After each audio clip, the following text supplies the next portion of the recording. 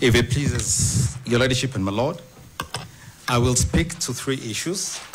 The first of those issues is an issue raised most robustly by my colleague, I believe it's Dr. Fiankolu, and it is the question of political question.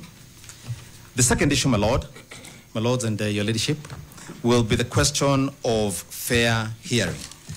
And the third one will be jurisdiction in the context of Article 40.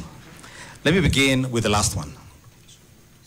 In response to what the petitioners will tell you this morning, you will be treated to the most astonishing claim in our 10 years of the Constitution 2010.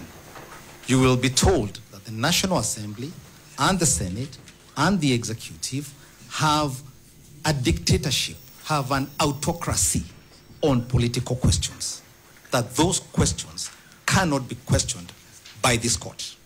That is the textbook definition of dictatorship and autocracy. The Constitution of Kenya, beginning at Article 1 and going to Article 10 and on to the end, is replete with the word accountability. Kenya is not a presidential democracy. Kenya is not a legislative democracy. Kenya is a constitutional democracy.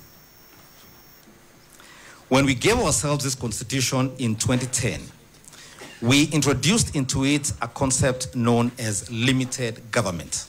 And what that concept means is that those who are accorded powers under the Constitution can only exercise those powers within the four corners of the power granted to them. That is number one.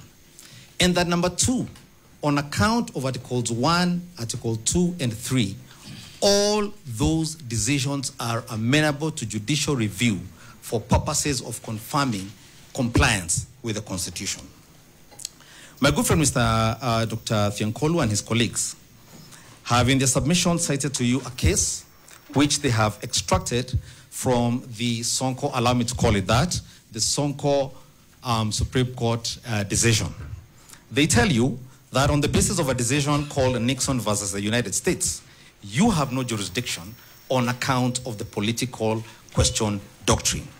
But what they've done actually is that they cut out the passages and left out the decision that the court actually made. This is what you will find at paragraph 113 of the Supreme Court decision. And so far, it's the only, I think, full decision by the Supreme Court on the question of impeachments. Full decision after an impeachment. This is what they say.